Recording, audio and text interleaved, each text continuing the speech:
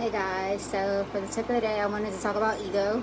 I think that it sometimes is difficult for us to figure out what is authenticity versus what is our egoic self. Um, I find that the easiest way to tell the difference is when you're dealing with conflict. So if you are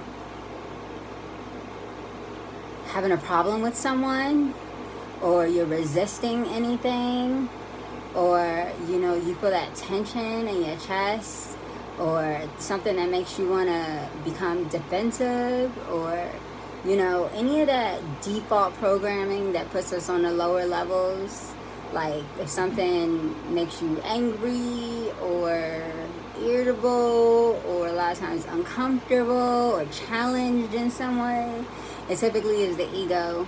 Because when we're just being the observer, we're not looking at things with judgment.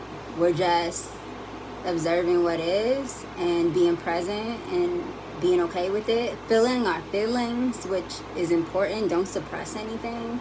But at the same time, also, it's important to understand that whenever we're resisting something, whenever we're wanting to challenge something, it typically is the ego, because the ego itself has an identity to keep up. And when it's keeping up the identity, it has to have preferences, and the preferences lead to struggle, because the preferences mean that you have to be in control all the time of everything, and we're not going to be in control of everything all the time.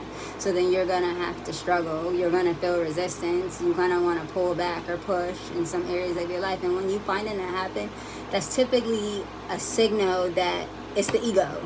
The ego is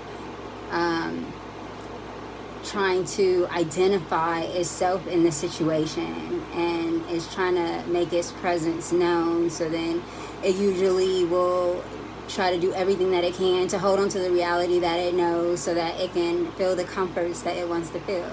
So anytime you experiencing something that makes you want to fight, it's probably typically the ego. It's safe to say that. So when you finding yourself being at ease and at having peace and flowing with things and just being more graceful about accepting the things that we don't necessarily have to really concern ourselves with, unless it's actually hurting someone else or ourselves, that's when the ego's present.